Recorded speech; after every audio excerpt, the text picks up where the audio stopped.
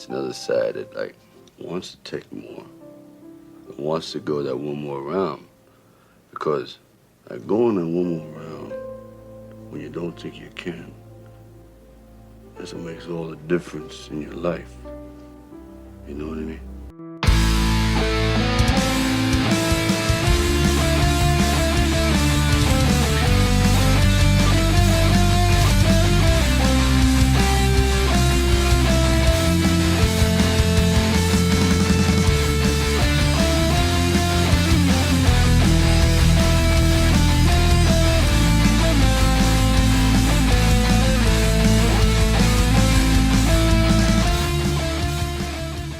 Hey everyone, welcome to the show. This is one more round of the Rocky Series podcast. Unbeknownst to the listeners, nobody knows the 20 minutes of hell we went through. My StreamYard is down. It doesn't work, so we're recording locally, meaning like I'm using the old OBS system, which we used to do all the time for the show. That was the old school way of doing things.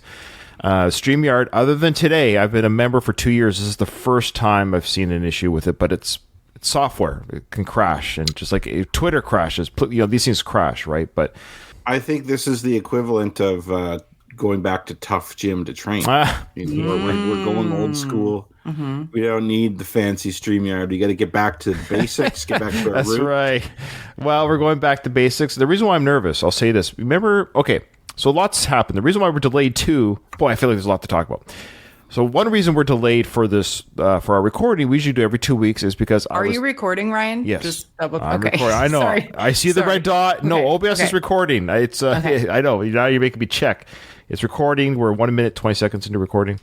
The reason why I'm nervous is I actually did a I was interviewed for the Tommy Morrison documentary.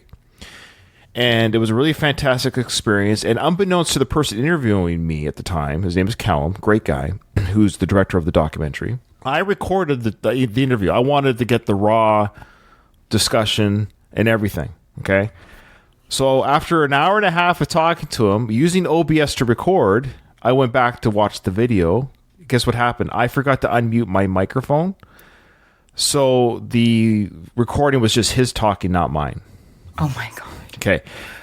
So, but the good news is he wasn't relying on me for the video. So I'm going to send him an email saying, look, dude, because he wanted to actually use my audio. He thought mine would sound better because I recorded locally. And now I got to tell him, look, I'm sorry I messed up.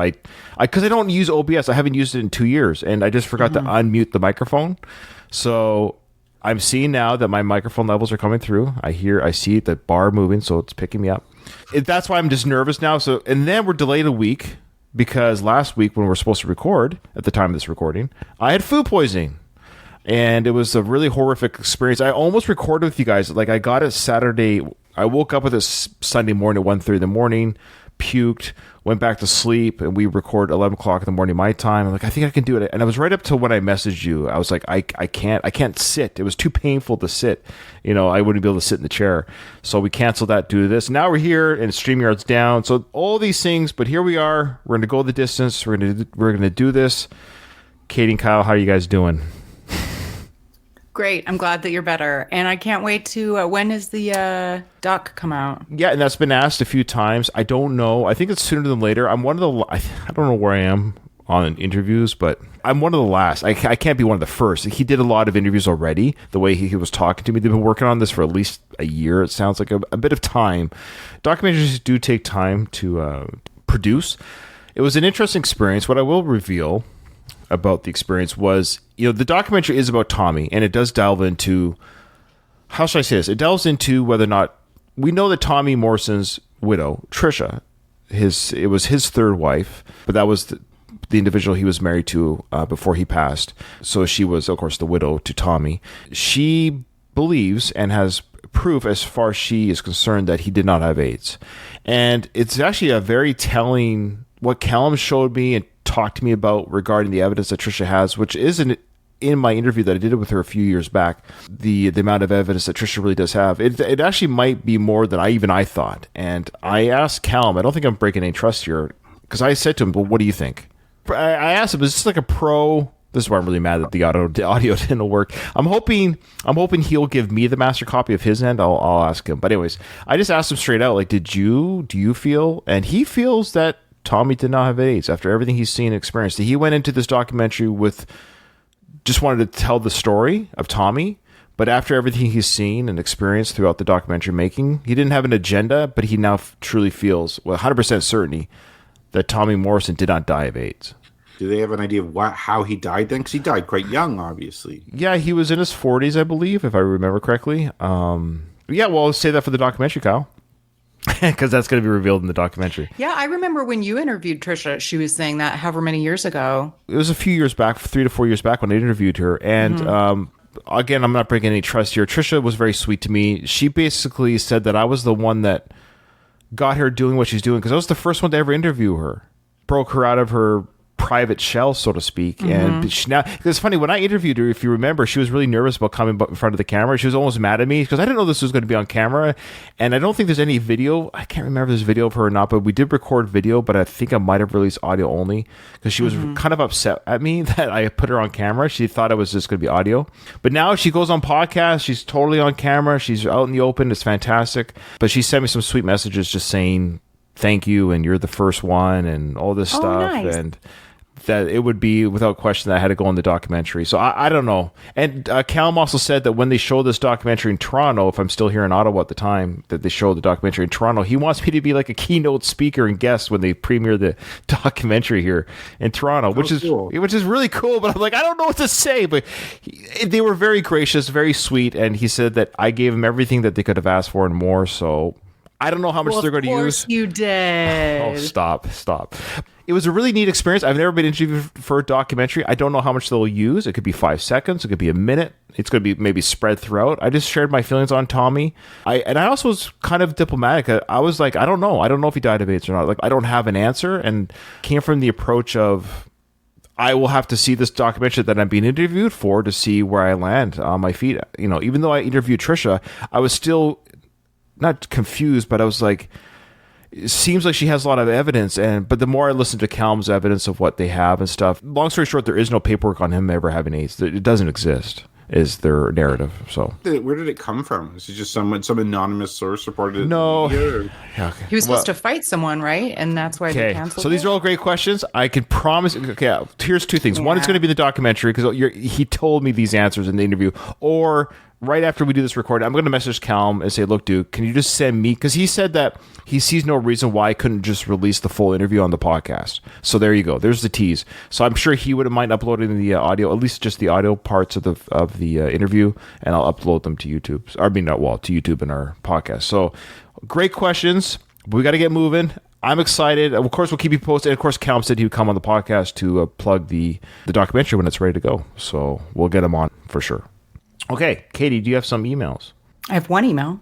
Oh, okay. Well, read the one, and I'll send you the second one, please. Okay. Okay. Hey, Ryan, Katie, and Kyle. Here are some of my thoughts on episode 8. Great mention, Kyle, about the Fury-Usyk fight. It was a split decision, and they're scheduled to have a rematch in October this year.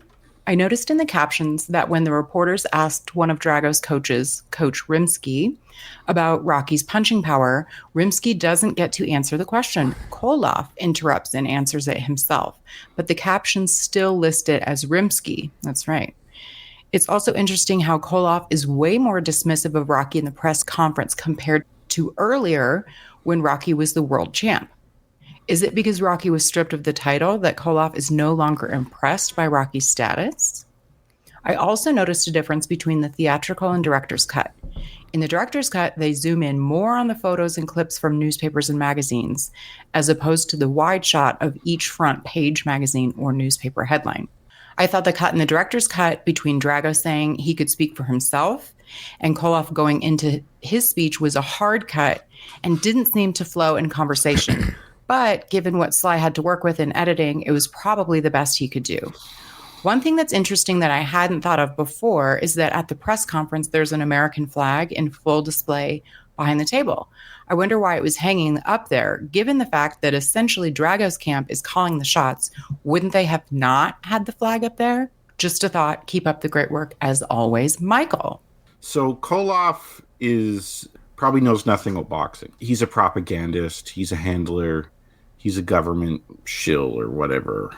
So he's not really qualified to answer anything about it. I'm sure the coach would have given a more nuanced, more technical response to the question. He did seem more dismissive second time around. And my personal thought on that is because I think they didn't realize how badly Apollo Creed would lose.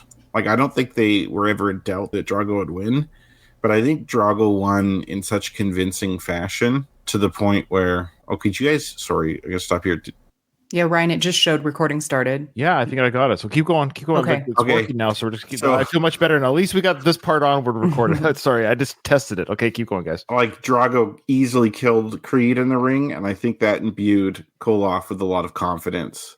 He would have known of the Rocky Creed battles and how Creed was a better fighter than Rocky was.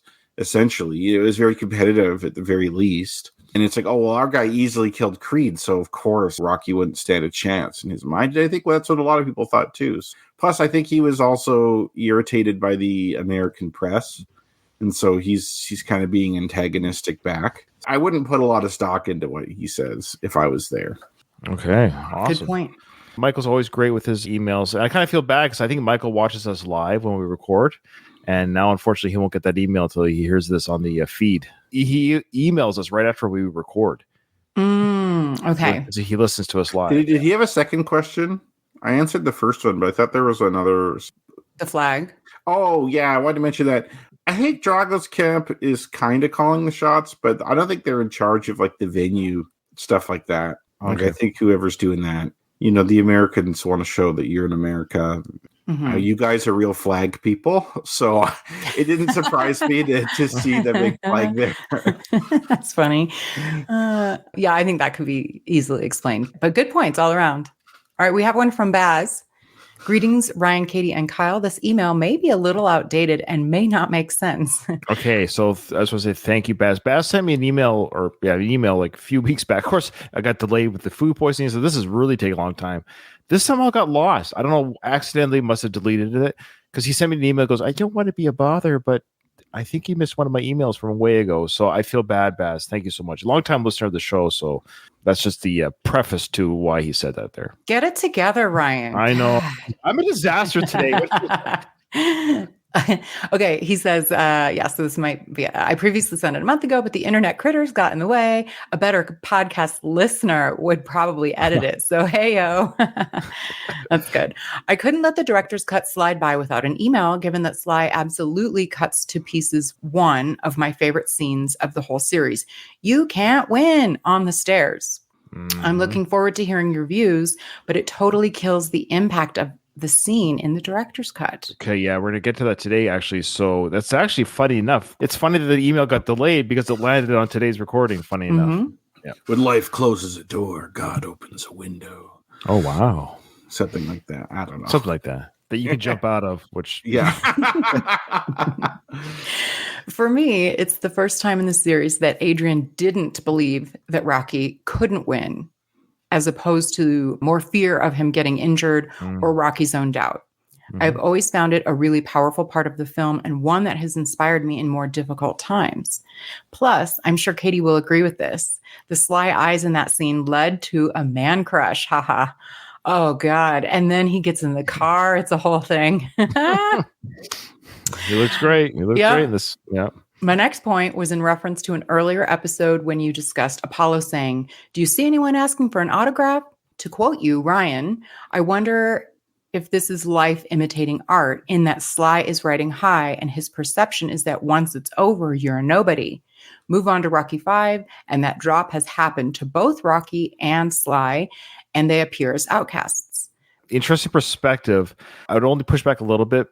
Don't mistake the bombing of Rocky V to Sly's popularity or fandom. Like, I don't think Sly has ever not been a draw. Meaning, he could still go anywhere in the world and he'd be swarmed by people. His box office clout did diminish in the early 90s. Well, around Rocky V before Cliffhanger and Demolition Man, sure. But the Rocky V's, funny enough, it wasn't actually the least amount of...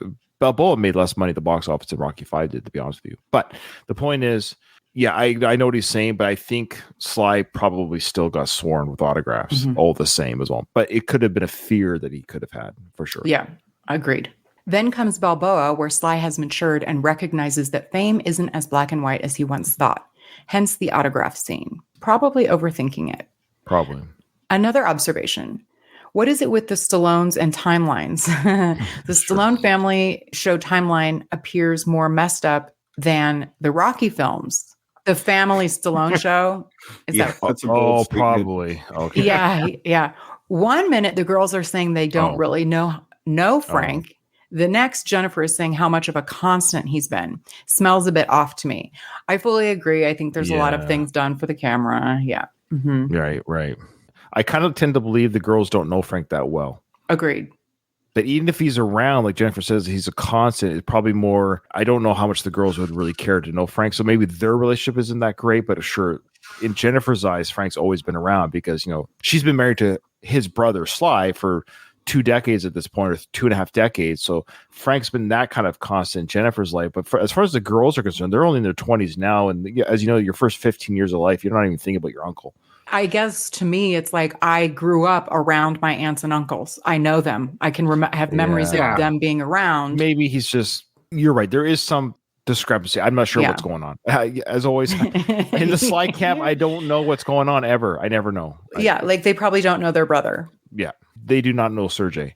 No. Yeah. It's weird. Anyway, okay. He says, last but not least, if Luis is in the chat, I just wanted to say you might be busy right now listening to the podcast, but if I could step out from behind this phone and be any other podcast listener, I'd be you. You're all heart. Now go bust this, not Kyle's emails, teeth out. That's great. Good job. Good job, I Beth. love it. I love when our listeners are talking to other listeners for the emails. That's fantastic. And using our past stuff that we talk about. Again, it's ironically terrible that we're not live with anyone. Louise is not in the chat because we're not live. We are recording behind the curtain here. Keep up the good work, Baz. P.S. Slight edit. Kyle recently mentioned a better ending to Rocky V being a fight in the church. Great idea. However, given the location of the street fight, it would make more sense for Rocky to have said something cheesy like, "Let's take it home, Tommy," pointing to Mighty Mix, and for the fight to have occurred there. Sure. Mighty Mix works too. Yeah. I like the idea of the church because that's where it all began. The first fight. So it comes full circle and it ends in that ring. But Mix is fine too. It's a ring, but not like the big ring. No, it's great. Thank you so much, Baz. That's awesome. And we appreciate all the emails. Send us an email. Check the show notes for the email address. Give us a review rating on the good old iTunes and stuff. It's been a while since we've gotten one. They do come in, but give us one, guys. We'll read it out. Here we go. We're going to do directors versus original again. There's just kind of 2 big scenes here where you kind of have to do that. The first one, of course, is the stairs. Katie, the famous stairs sequence. It's another stairs moment in the Rocky franchise. You're the one that pointed that out early in our podcasting days. Of course, Adrian being on the top of the stairs looking down at Rocky, but she's pulling into the driveway. Here's the original cut. We're going to do the original cut first, and here's, of course, Adrian pulling into the driveway of the mansion, the palatial mansion, and what kind of car is that, anyways? It's like a turbo. It's not a fancy car. It's like a Nissan Turbo or something. Oh, okay.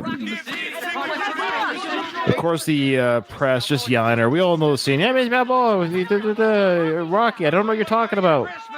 A reporter still yells out about, what about Christmas? Like they're really got bent out of shape about this Christmas thing. Oh wait, we lost Katie. You're not on here. I just realized you're not on the video. Oh, we don't like you. The other one only allowed 2 people up there. This I'm like, I think I'm still here. Here you are. Okay, we'll do it like this. I'm not going to Russia. I don't know what you're talking about. I don't know why you're here. I don't know what your people are doing. Mrs. Balboa. Mrs. Balboa. They keep yelling on Mrs. Balboa. The security at the Balboa estate is pretty lacking. They're on her driveway, like near her door. Yeah. It's not like she's being mobbed outside of a store she's at. She's downtown or somewhere else, or maybe they're outside the gate of her estate. They're trespassing on her property, swarming her. You would think that someone as high profile as the heavyweight champion of the world with a big estate like that has some security. Yeah, I know I would if I was worth that kind of money and I had that kind of house. I think having, I probably easily would have, you could hire somebody.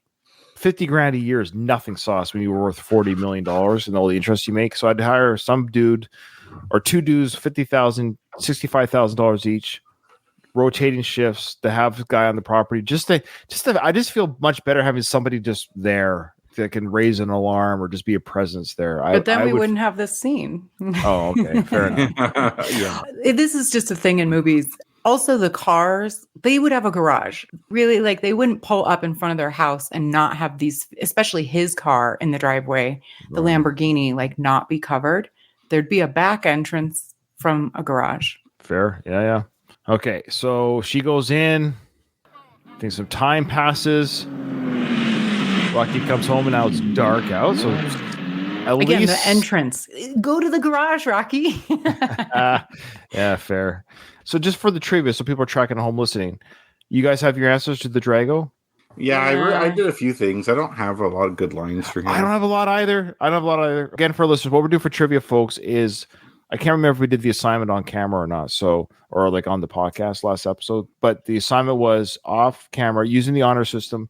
We'd all three of us write down as many lines from Drago in the movie that he used, and the most wins. It doesn't have to be completely accurate. It's just like we're not going to do like within a word or two. Obviously, like we know what you're saying. Type like, oh yeah, that was a line he said. We'll just treat it like that. However, if it is a tie, then it'll be the person who got the most accurate of whatever line. That would be the tiebreaker because there's a couple lines that he says are a little bit longer than. Is this worth 1 point or is this 5? Like how? What's this? It's all. It doesn't. Well, it's all relative. You can make it. It's up to you guys. We can do it like we could do it. We each get a point. We get one right, and then we all get points. Oh, I don't care. What? Yeah, I don't know. I was just curious how we were. No, I didn't think we were doing points. I just thought we were doing it for fun. Oh no, this is one of the trivia questions. Mm-hmm. It's a point. Is it? Ultimately, it's just 1 point. With the trivia, we could all technically get a point if we got the right answer, but in this case, we're competing against each other, so it's a little different. I don't. The question was, I think it was 10 lines. Mm-hmm. Okay, well, what if we say we get a point if we get 5 or more, or something like that? That's what I'm trying to get at. Is whoever gets the most accurate lines wins the point. That's it. All right, whatever. Well, the idea, Kyle. Okay, first and foremost, the idea is to have fun. Not fun anymore. What a depressing vacation. No. What a depressing podcast. Boy, this has been a gong show. Okay, so we'll play the game. We'll decide. We'll figure it out. I think Katie's going to win the point anyways. Let's be honest. I didn't even write down 10 things. I have 9 written down. I could not think of a 10th one. I only did 6. So Kyle maybe by default that's not won the point, but we'll do it eventually. Okay, Rocky's pulled in with a southpaw plate. What's it? Southpaw. Southpaw. Yeah, southpaw. Southpaw. It's like you have a lift. Like it's a southpaw. Now we'll break down this original cut. We're going to go to the director's cut right after. But the director's cut is very similar, but there's a huge, like Baz talked about.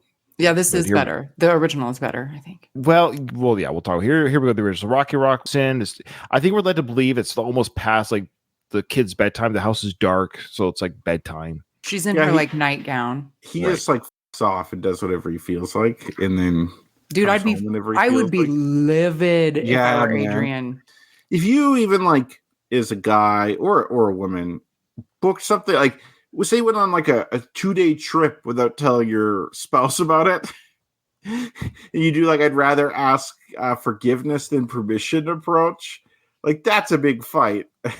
I'm going to the Soviet Union to fight this guy who just murdered my best friend.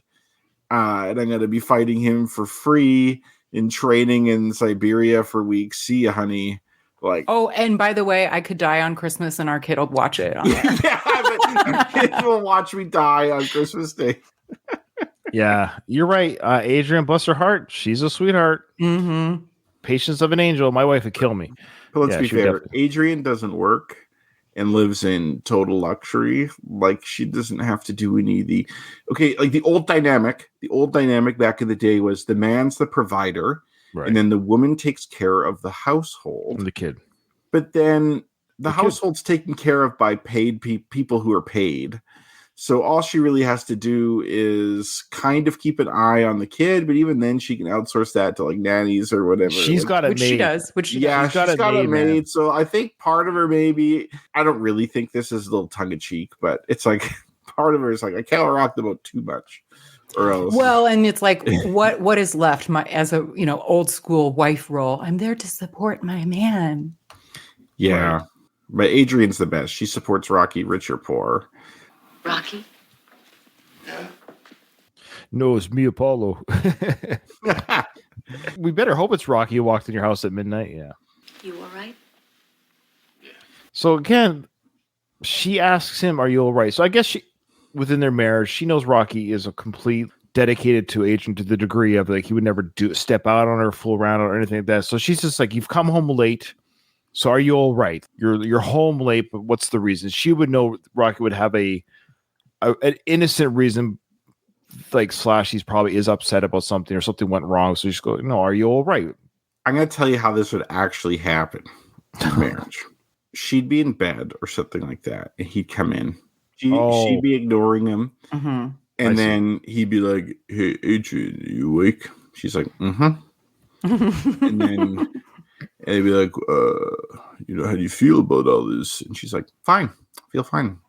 You just do whatever you want. You go fight and whatever. I would say, apparently it doesn't matter what I think. Yeah, it doesn't matter what I think. I'm surprised you're even asking me now. It's a little late for that, don't you think? Yep.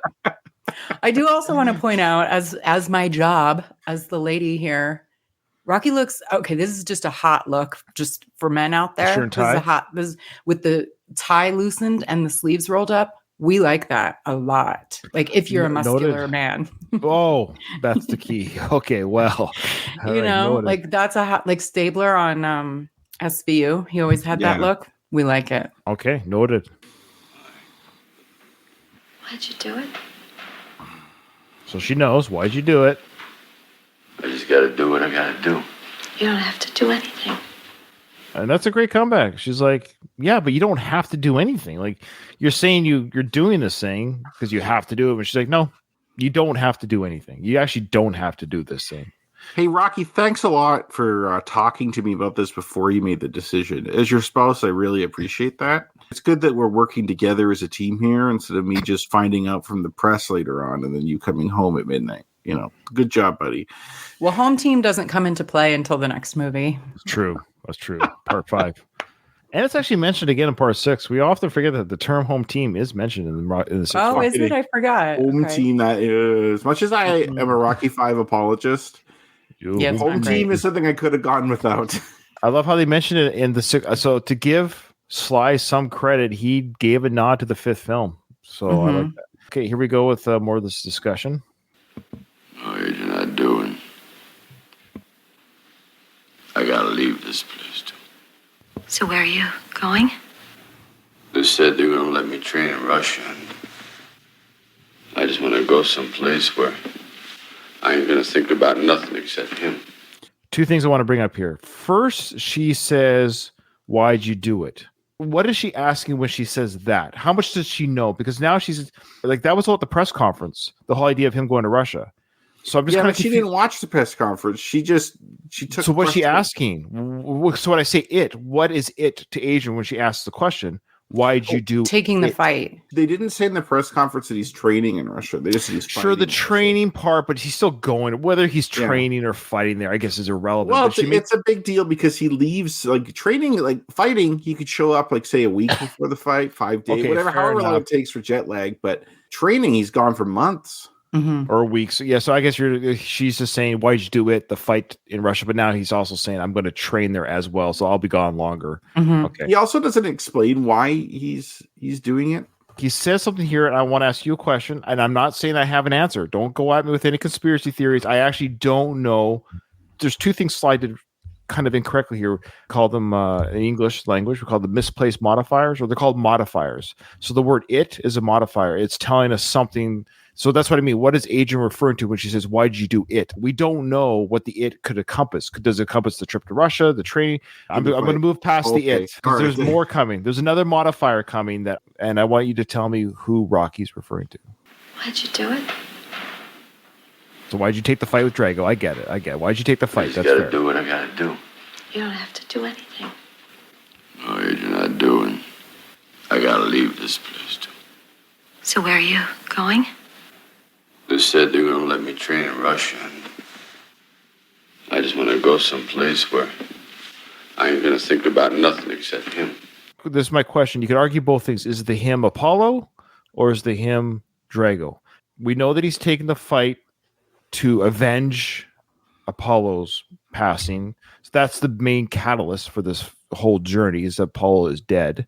You could argue is the fuel, the him is a fuel. Because he says, I'm going there. I ain't going to think about nothing except for him. So when I'm training, I'm focused on Drago, or I'm focused on my fuel for fighting Drago, the loss of my friend, which is the whole scene coming up next with the soundtrack and the singing and the memories of Apollo. I bet you if you had a debate team, you could argue both points. Is he referring to, I'm going to think nothing about Apollo and avenging him, or nothing about beating the crap out of Drago? So who is the him? Is it Drago or Apollo? I'm going to say Drago, and here's why. Because he says accept him. You're right that Apollo's passing is the fuel, but that would be it, not him. Yeah, you could argue that. On a very technical level, him could be literally any male. Apollo is technically possible, but I don't think that makes sense. He doesn't actually mention that he's fighting for Apollo. We infer that. It does kind of come up in the Creed films that he feels guilty for not throwing the towel, but we don't know that here. If he's going to think about Apollo, why not go back to Tough Gym and train? Go somewhere like that. This is Apollo's area where I can focus on Apollo. Cut down trees. He has to cut down trees. You can't Going to Russia makes more sense if you want to think about the Russian that you're fighting. Mm-hmm. Well, it's technically possible that him is Apollo. I think it's so unlikely. It is unlikely.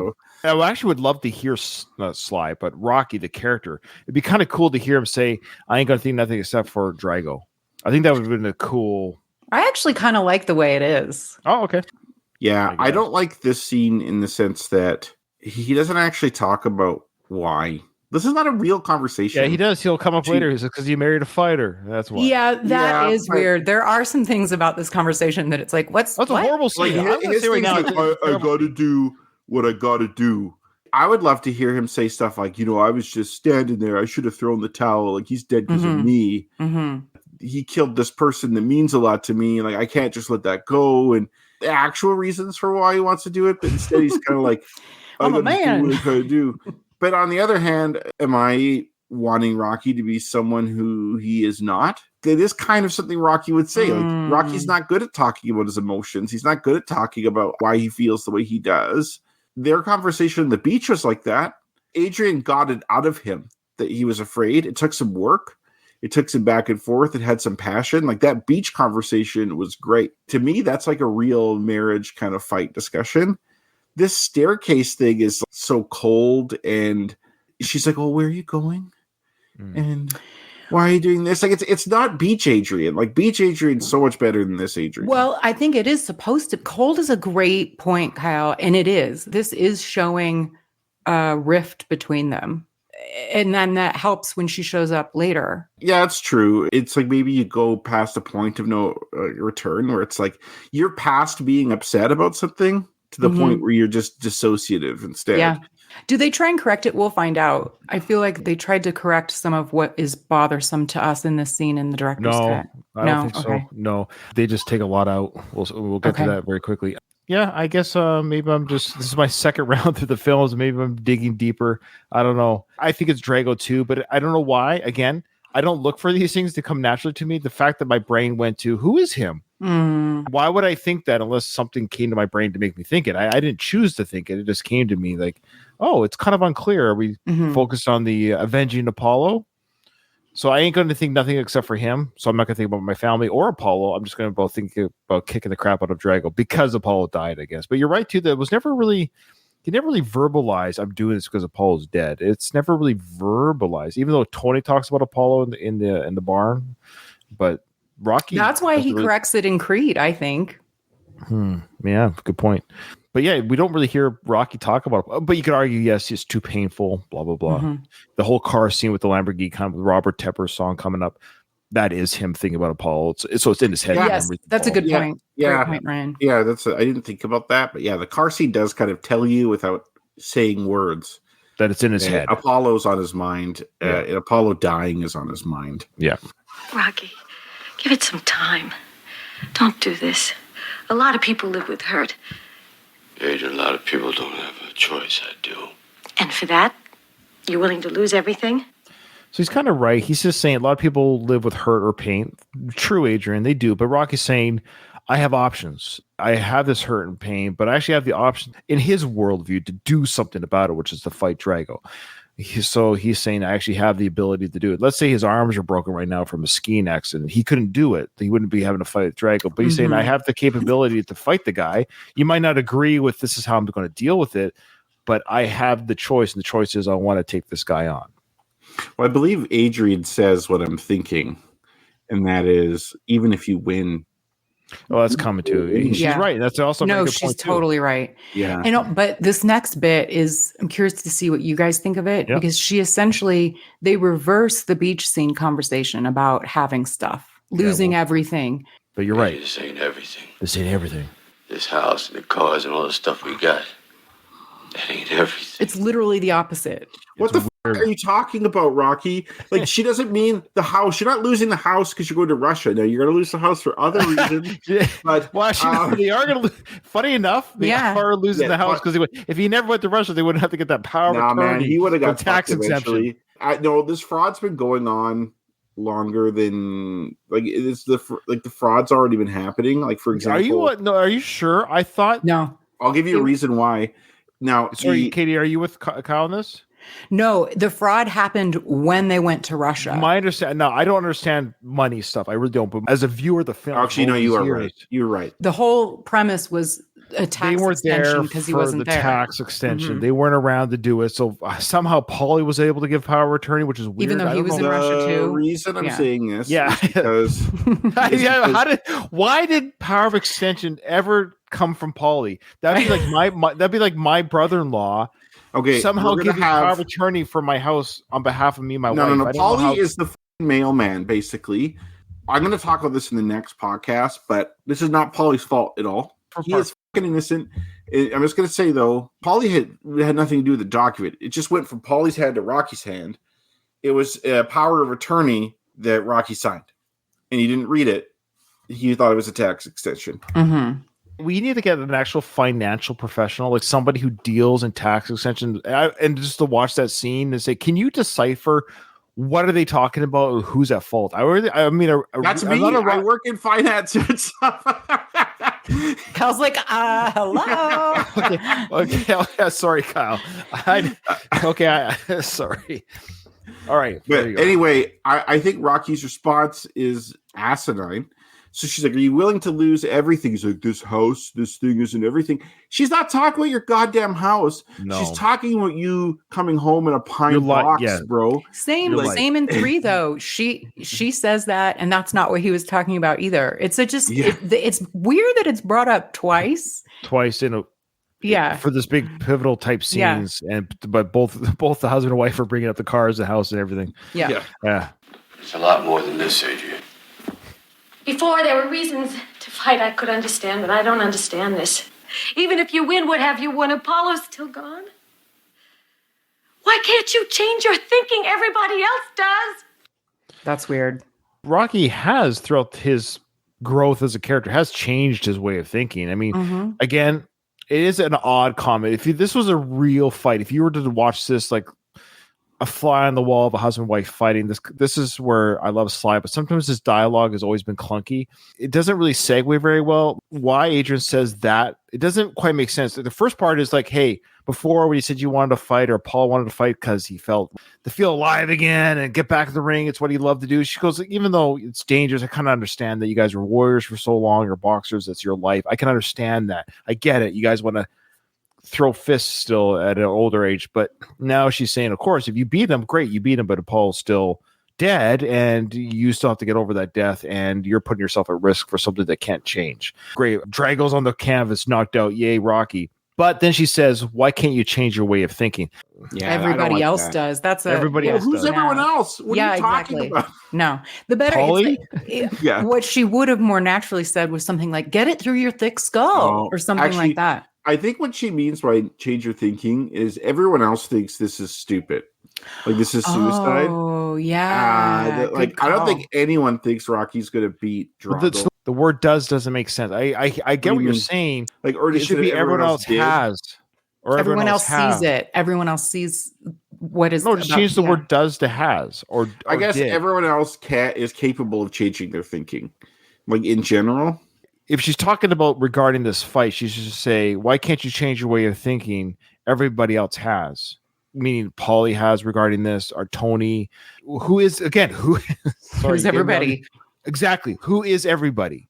What is she talking about? The world population is humans? Or the camp, it's or family? a weird. That was I don't think good. Tony took much convincing. There's no evidence he was ever against this. He like, let's do this, man. Even though we lost one fighter, Tony's like, this is going to happen. Tony's always believed in Rocky, though. Mm-hmm. Like from the first time he saw him punching meat on TV, Tony's always been respectful of how dangerous Rocky is. So I think if anyone believes that Rocky could beat Drago, it's Tony. Agreed. So clunky writing. Who is the everybody?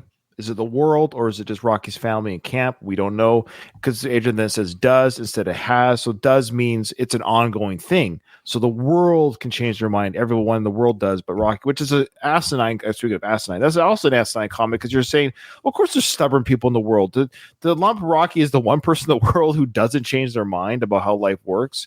He was probably thinking, I'm going to write this in here now, and then later, I'm going to say, if I can change and you can change it, everybody can. Well, that's why it was written, Katie. See, again, we know why it was written. That's not the point. The point is we're watching a natural conversation between two adults. Mm-hmm. But you're right. In the realm of the movie, it works because he realizes, because you'll see in the end sequence when he gives that big speech, Adrian kind of does like oh, that's my husband. She does like a really like. He remembers the stair scene. Like you'll see her like really. Yeah. Anyways, personally, I don't have a lot of respect for the mindset of you are what your work is, and I know people have differences on that, especially if you do something that's really altruistic or really helps a lot of people. Yeah, I don't do that. Like it bothers me that you're willing to like, he's like, oh, I'm a fighter. This is what I do. This is what I am. Sure. I'm gonna risk my child not having a dad anymore.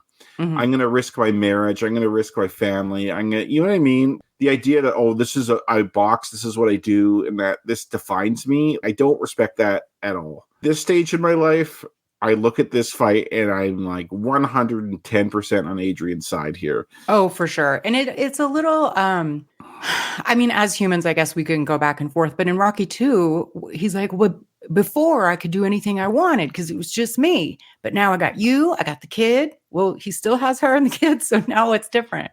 Yeah, I don't want to lose what I got. You Yeah. see, that was something he said that wasn't true. We find out the real reason he was afraid.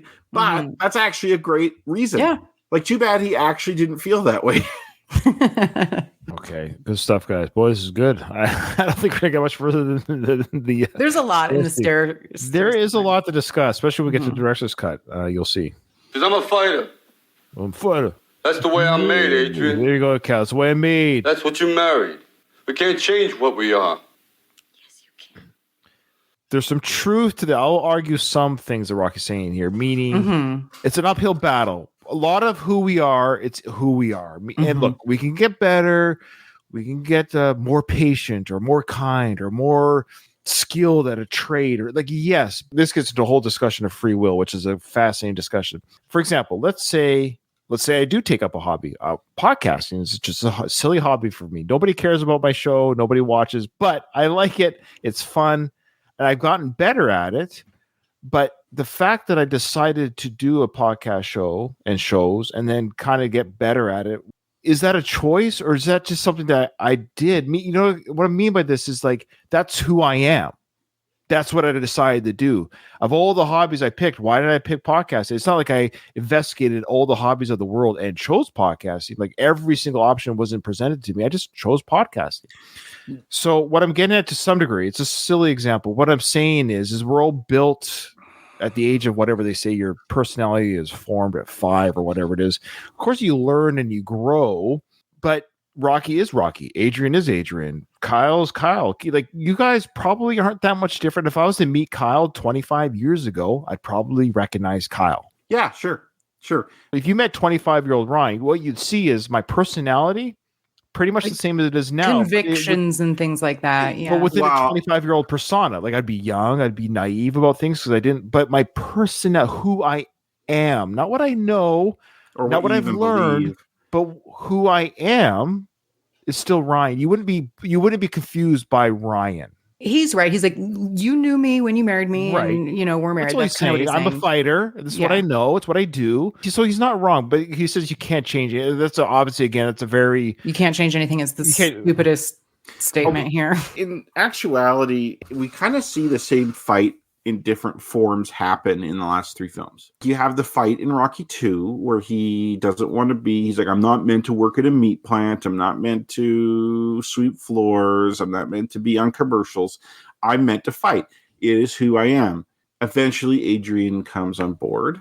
You have the fight in the second film where it's a little bit the opposite, but they have to get on the same page with him fighting and they have to become a team with that. The third fight really is like the second. The fight in Rocky 4 is a lot like Rocky 2 in the sense where he's like, well, I'm a fighter. This is who I am. It's just like a more high stakes version of the second Apollo fight, where instead of she's worried about him going blind, she's worried about him getting killed. And he's just like, I'm doing it anyways. Mm-hmm. You'll get on board. And she does. She had to be in a coma, but then she wakes up from the coma and she's like, win, Rocky. Rocky, he knows how to negotiate in the sense where he's just like, oh, I'm doing it. And then it's up to her to get on board. And here she can't. I think that he's pushed her past her threshold. And she's like, I can't do this. Yeah, it's weird. And I'm trying to be more sympathetic to Rocky because I've been really hard on him here. And it's like, okay, well, if I didn't throw the towel and I was feeling all these things, would I want to get revenge on Drago? Yeah, I would. I could see myself saying, well, I'm going to win or lose, I'm going to fight this guy. Because it's like you're in your raw emotional state. It's like an emotional reaction. In these cases, it's like what your partner should be telling you is when you're talking to them before you take this fight, they say, look, if you want to take it. But I want you to wait X amount of time to cool down. And if you still want to fight him, we'll talk about that. But don't make a decision hastily like this based on emotion. Mm-hmm. All right, good stuff, guys. I love it. Can't change anything, Adrian. Yeah. Can't change anything, Adrian. All we can do is just go with what we are. You can't go with what you are. Have you read the papers? Okay, so again, great point by Rocky to a degree. He's saying it's who I am. Like, he's not going to become a school teacher overnight. Like, he is who he is. He's a fighter. That's what he is. He's 40-something now.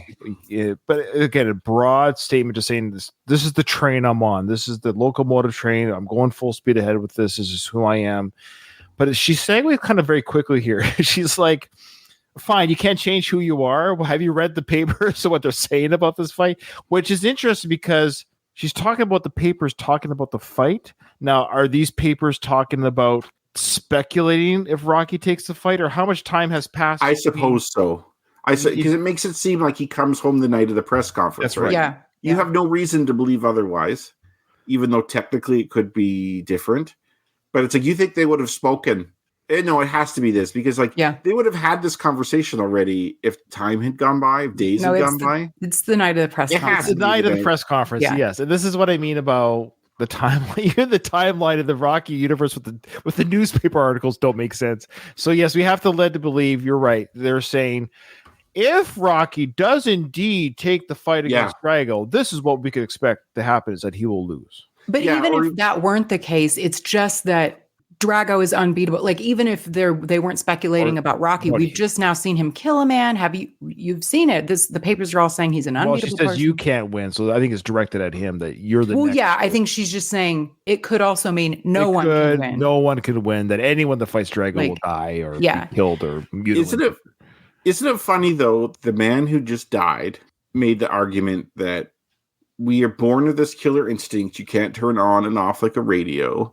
Basically, we are who we are. We have to fight. I'm doing this no matter what. And then he dies.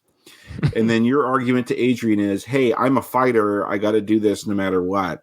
you're following his footsteps. Like the only reason you didn't get killed is because, well, it's because it's a movie, but because you're a better fighter. You did what it took to beat Drago. But even then, we find that Rocky gets brain damage from this fight.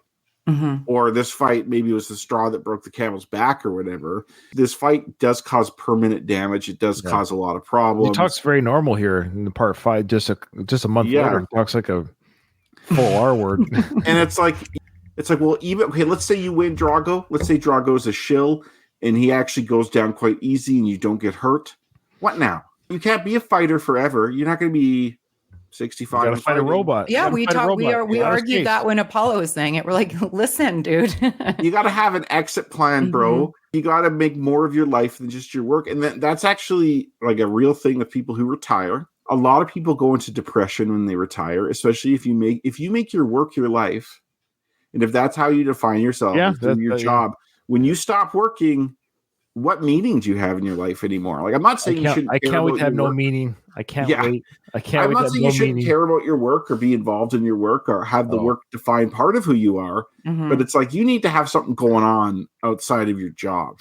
I feel like empty nesters have that too. It's like your life revolves around your kids, and then they're not there, and you're like, what do I do with myself now? I can't wait. Okay, I say that because my kids drive me nuts. I feel like I have to work 7 days a week all the time. Yeah, like that sounds awful. It is so much. It is so much work having kids. Okay, Ryan works harder than me because he has more kids than I do. He had twins. That's a ton of work. Ryan knows more than I do about this. And then it's like I get some time away from the kids rarely. I've had like a couple days away from them. Younger. Yours are younger. It'll come. How old are your kids right now? 11 and 4. Yeah. Your 4-year-old's your problem. Your 11-year-old probably doesn't bug you. Honestly, the 4-year-old's the problem. Yeah, I'm being honest. Like right now, my youngest they just turned 10 actually last weekend when I got sick. Thankfully, it was right after their birthday party. But the twins turned 10. Right now, they're in the house. Becky's out. She's at the gym. And I'm recording. The kids they're at the age where I don't even have to do anything. I respect that. I respect that. There you go. The point I'm trying to make, though, is when I get time away from them, like sometimes they'll be camping with their grandparents or something like that, and there's a couple days away. I get the house clean finally, which never happens because these mess it up so quickly. I miss them. Of course you do. You know what I mean? Like, it's like all this other time, I'm like, get out of my house, leave. I just want some peace and quiet. I just want some me time. And then it's like, you have this Stockholm syndrome. And you're like, Stockholm syndrome. Come back. I miss you. Yeah. That's how I'm with the dogs too. Like when they're annoying to me a lot of the time. Like, God, just leave me alone. And then they're gone for a day at the groomer. And I'm like, oh. That's the conundrum of anything. We're social creatures, but we also need our own time. It goes both ways. And I have absence makes the heart grow stronger, eh? It's true. And I have adult children who are almost 26 and 24-year-old sons. And, there's times I see photos of them on Facebook, and memories will come up when they're, 10-year-olds and stuff. Aww. And whenever Facebook started back then, I'll see the memories of them. And like, of course, I miss that when I was everything in their world. But it's the natural order of things. They both have wives now, and they're having their own life. Daddy time is over. It's a special time, so embrace it when it happens, Kyle. But it's okay when they become adults. You're always going to be a special part of their life. Grandkids, man. Oh, they're coming. You get to relive the little kid, awesome baby days without grind, man. Like no wonder grandparents love their grandkids so much. Of course. They're right, because we raised the kids and now we get to enjoy kids without raising them. That's the dividend of children, man. The dividend of children. It's like puppies. Pays way later. Puppies while taking care of the dog. Yeah. A puppy visiting That's a good analogy. Is the best. And then it's like it can go take shits in someone else's house after. You get to play. Yeah, you play with the puppy, get the licks and kisses, play with the puppy, pat its head, and then you're like, oh, the puppy gets done. Do the hell out of someone else's shoes, not mine, but I still get to pet it and play with it. Yeah, that's great. Yes. Oh, she's about to do the big. Of course, the big reveal. But as much as we've been hacking on the scene a little bit or dissecting it, which is what we do on the show, I will say Adrian or Talia Shire and Adrian's character and Talia Shire's delivery here of this part is spot on. Yeah, so I love Adrian. Her desperation, because what she's saying here is this does not break the Adrian code, because as Rocky says, Adrian always tells the truth, which is a very interesting statement of itself. But the idea here is Adrian's saying, like, look, at the end of the day, what are you doing here? You can't win at suicide because she's desperate. This is her husband. She's trying everything she can to stop this from happening. Do you know what everybody says? It's suicide. You've seen him. You know how strong he is. You can't win. And then, of course, Rocky looks at her. It's funny how she says it's suicide. He doesn't look at her. But the moment she says you can't win, they're like, what? But I'm Rocky. There is something primal about being a man and having your wife tell you another man is stronger than you, and there's like something that hits a chord with a lot of men where it's like they would not want to even have your wife verbalize it. It's true. A lot of men could kick my butt, but have my wife just point that out. Hey, that guy over there could beat me up, honey. Like, thanks, honey. Yeah, thanks for letting me know that guy can beat me up. But yeah, his head swivels around real. And he's a fighter. Mm-hmm. And he's a fighter. So there you go. He's attacked. For me, if my wife really said that, I'd be like, whatever. Yes, I'm not a fighter. So there's a lot of guys that could beat me up because I don't throw fists with anybody. So that's probably very common. But for a fighter to hear that, like, oh, that's who that's his identity. So for her to say that your very identity is, okay, fine. You're saying you're a fighter. That's who you marry. Well, I'm telling you, this fighter can't beat this guy. Mm-hmm. So that's gonna sting that much more.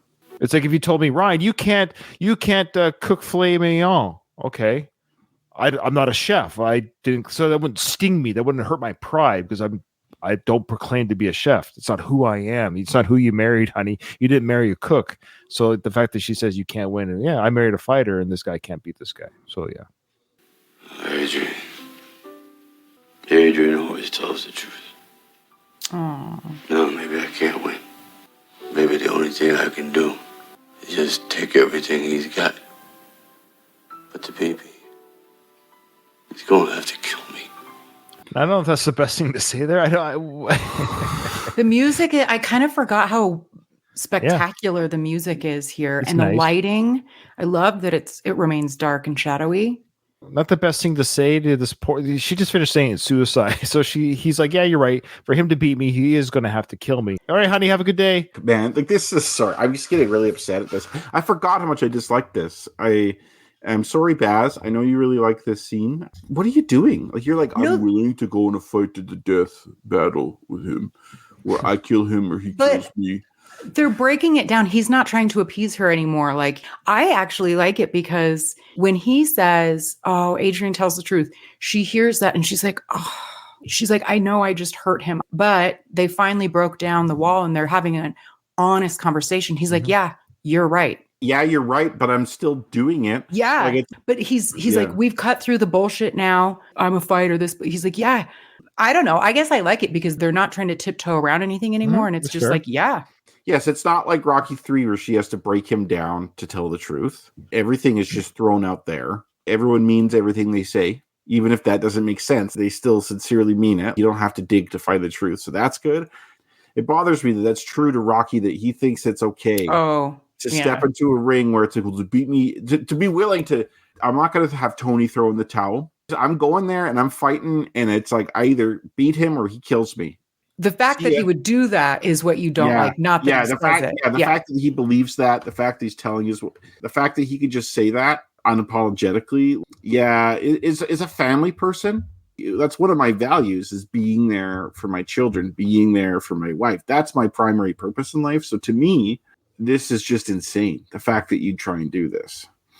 Well, it is, but they're both saying things. They're from a conversational standpoint. They're both saying things that they know will hurt the other one by saying it, but it's honest. Yeah, like it isn't a long, drawn out fight where they were. Yeah, I get it. Like they're not saying bullshit, but it's just. But Rocky, why? I guess it bothers me that like I get in my life, if I get in a fight with my partner, it may take a day or two, but we'll come to some sort of resolution, right? Where it doesn't seem like they're doing that here. Like it just seems like, okay, well, we just put our cards on the table and they're pretty nasty cards. Now it's done. The director's cut, they do kind of have a little bit of a resolution though, right, Ryan?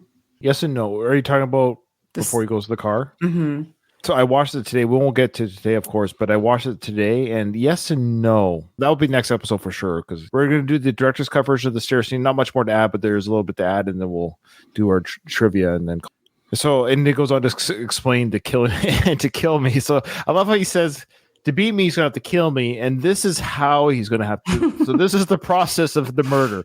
Sorry, I love how he breaks down the killing process here, and he says he has to be willing to die himself, which is an odd caveat. Yeah, but but that's what makes it matter. Like that fact is why Rocky's doing it. I don't know what that means. So no, he just means it's two warriors going in. We're both willing to die for this. This is a fight to the death, or not to the death necessarily, but this is no holds barred.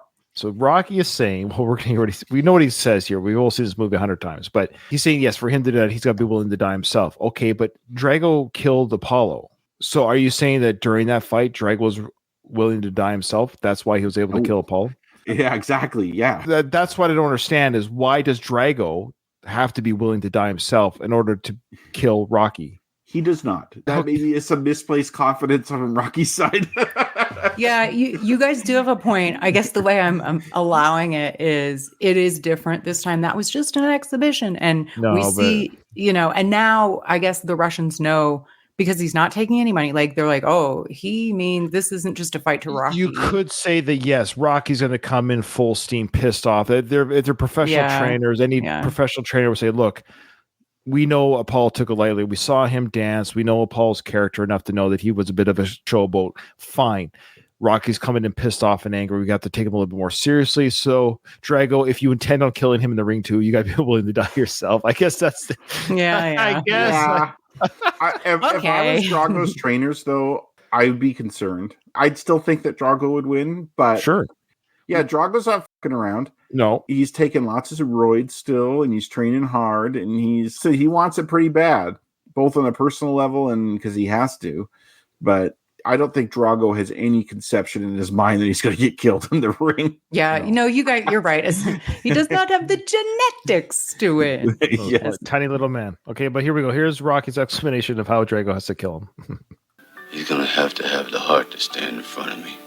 And to do that, sorry, this is one of the worst written dialogue Sly has ever done. I'm sorry. Yeah. Check this out. Think about what he's really saying here. In order for him to beat me, he's going to have the heart to stand in front of me. And what kind of heart does he have to have? Well, I got another condition that we have to put on the heart now. And to do that, he has to be willing to die himself. So he has to have the heart to stand in front of me, and that heart has to be willing to stop beating. Is essentially, I don't know what that means. No, the heart is like you see heart used in the Rocky universe. Yeah, I know, but you know what? I just love how Drago has.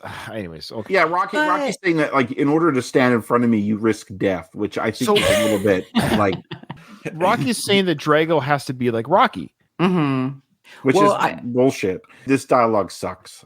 I think you guys are missing out on the fact that it doesn't matter what he says because look at him. He's so pretty. Yeah. I've been on the opposite side of this, or it's like there's like a female character on a show and stuff, and I'm like, oh, I really like her and stuff. And my wife's just whatever. Like she's like your perception is being skewed a bit by other factors. He looks like this shot is great. Yeah, well, wanting to someone really goes a long way, and yeah. He's got to be willing to die himself. I don't know if he's ready to do that. I don't know. So I don't know if he's ready to do that. So what is the outcome of the match, Rocky? I'm confused. This is what I'm confused about. Yeah, so let's say Drago doesn't have the very things you said. Because you just finished saying this is the contingency that you need to beat him, that he's got to be willing to die himself. But I don't know if Drago's ready to do that. So are you going to lose? He's put these conditions on Drago. The dialogue he's like trying to sound really dramatic here. Yeah. And the character or Sly? Sly is trying to sound really, really dramatic when he's writing this for his character here. It doesn't come across well in today's day and age. And maybe in the 80s it's different. I've seen some of this in other 80s stuff too. Some of this dramatic stuff, and it's just I don't know. I'm not like an 80s expert. I was too young to really appreciate stuff. But I don't know. It sucks. I'm sorry. It sucks. I bias towards Rocky 4s. I don't like it, but he's busy sucks. with Brigitte right now, and he's like, "Oh, hang on, babe. I gotta rewrite the script real quick." Yeah, and I guess at this stage too, no one's gonna question it. I don't think Sly's the man. This is a problem when you become so successful. It's like you get surrounded by yes men. That's why Rocket 5 is a better film. I think there's better dialogue. Yeah. I think the dialogue is better written. Like, Oh, and so I 100%. wrote that dialogue in part 5. So I think he did better family drama dialogue in part 5 for sure. Mhm. Yeah, and as mean as I am to Sly here, I can't write a Rocky film. Like, it's easy for me to criticize him and to give him shit here. And that's the thing, old critics, is it's like a lot of sports critics couldn't play sports the way these guys Well, do. no, They need to the level. A lot of like music critics couldn't produce music like that, right? So it's like it's easy to be a critic. It's hard to be a creator. So in that sense, it's like I still respect Sly for what he's done here. Critics are just audiences with a voice. When you're a public performer, you're performing to the audience, but then I have to have an opinion on it, and I've just verbalized it. So you're right. Being a critic doesn't mean you have to do the thing, but don't perform in front of me if you don't want to hear my opinion. Yeah, exactly. Yeah, I mean, obviously we're critiquing it on purpose. We're nitpicking things. It's definitely not a perfect movie like the original Rocky was, but it's so enjoyable. Oh, I love this film. I love this film or this movie. It's not really a film. It's a movie. It's a popcorn movie. It's a lot of fun. It's easy to watch. It goes down easy. And to any doubters here, contrast this scene to the scene in Rocky 1 when he gets back from talking to Juergens at the Spectrum late at night and sits down in the bed. And he's like, all I wanted to do is go the distance. No one's ever gone that distance at Creed before. And if I could do that, I'll know I'm not another bum from the neighborhood. That is brilliant dialogue. That gives a clear reason why you're doing this, makes things realistic and in perspective. Him and Adrian seem like a team there. Like, that is just, as the kids say today, chef's kiss. This is not that. He took his eye off the ball and his eye is on Brigitte right now. Yeah. He's too mad to stay now. He did come home to stick around, but now he's got to listen to Robert Tepper and his Lamborghini.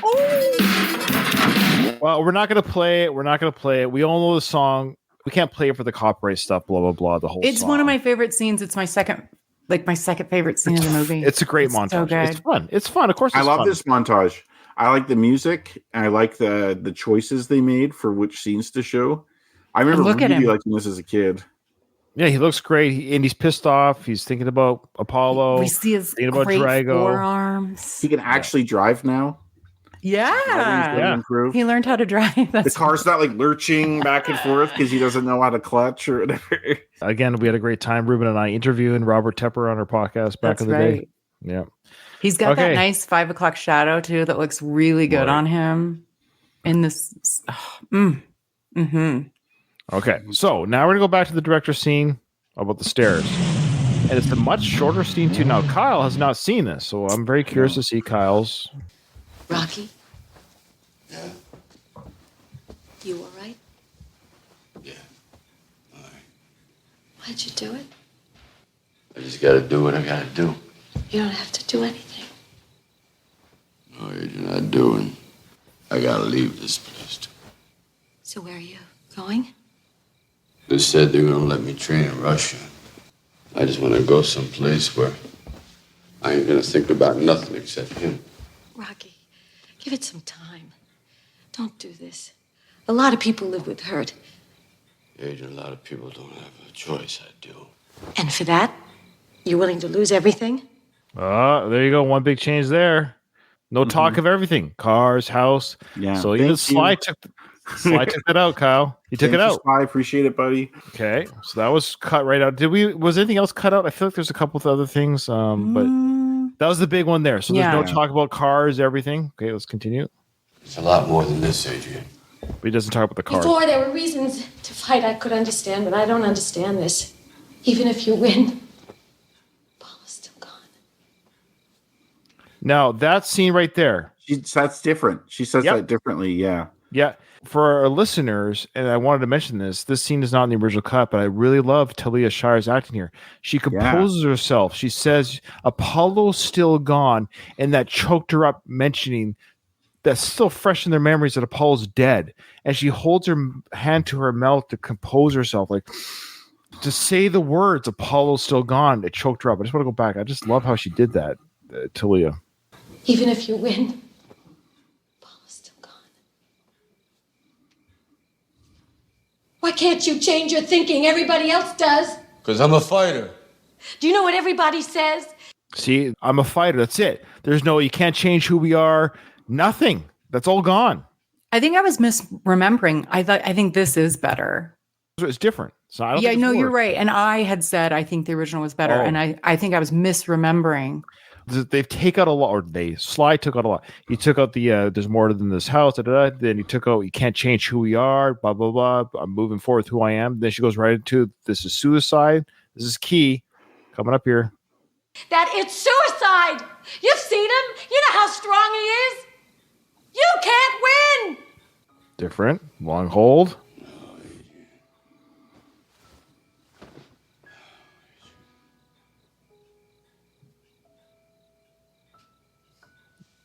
Adrian always tells the truth. Now, maybe I can't. That's it. Now he walks out. That's way better. He heard us. Better. He heard us, you guys. Yeah, like I still don't super like it, but that's much better. And it shows Adrian crying at the top of the stairs. Yeah, like, Adrian's crying at the top of the stairs there. We don't see that in the original. The way he says, like, maybe I can. I don't know. That's Rocky. That's like the Rocky I remember. Mm-hmm. So the shot here of Adrian, this long shot of Adrian crying at the top of the stairs, watching Rocky as he leaves the house. It's all on Adrian. So we don't see Rocky leave. We just see her watching Rocky leave. She's crying. She's sad. She's hurt. Then she walks away. And now we go to the Lamborghini scene. Oh, way better. And it's interesting with this scene here, Kyle, you'll see that the flashbacks, I'll just show you. The only difference here is they're black and white. Yeah, I don't like that. I like the color flashbacks. I do like the black and white montage at the end of Rocky 5, though. Mm-hmm. The Measure of a Man one. That one's cool. But for some reason, I don't know, color hit well with me in this. I don't mind black and white. Like, I don't think to me it's just a silly preference. I think both are fine though. Now I will say this for a tease regarding that dialogue, Katie. Remember the whole sequence there where he says, Kyle, that it's not in the director's cut, where he says, in order for him to beat me, he's got to do all this stuff, da da da da. It's been cut from that scene, but it's inserted later. Mm-hmm. Yeah, Kyle's shaking his head. You'll see just where when it's I done. thought it was safe. Now, maybe you'll like where it's inserted, but it's an interesting. Yeah. So that's my teaser for you, Kyle, who has not seen the director's cut. The dialogue is placed later in the film in a certain sequence, and the question will be: is Rocky remembering the deleted scene, or is he thinking of the scene as right now in his head as we watch the scene? So we'll have that discussion. Okay, and now it's time for trivia. Let's go. Okay, I got to get running soon. Do you want to do the trivia or no? Can we delay it till next time? Yeah, we'll just save it at that. So yeah, we'll do the trivia next week, which will be the Drago lines in the film. So give ourselves another week. You can add to it. That's fine. As long as you don't cheat, that's totally fine. Kyle, have a good, happy Father's Day tomorrow to you. You too, my friend. Yes, Katie, both of you. Dad. I'm going to see my dad. Yeah. Yeah. Good. Okay. That's wonderful. And Rocky, I hope Rocky and Sly has a good Father's Day. I wonder if Sly is going to call his other son. Anyway, all right, what guys. About Frank? Do you think Frank's going to call his son, or do you think Frank's son is going to call Frank? They're not going to have a good Father's Day. Those two. All right. Thanks, everyone. Thanks for watching. This episode is over. I didn't hear no bell.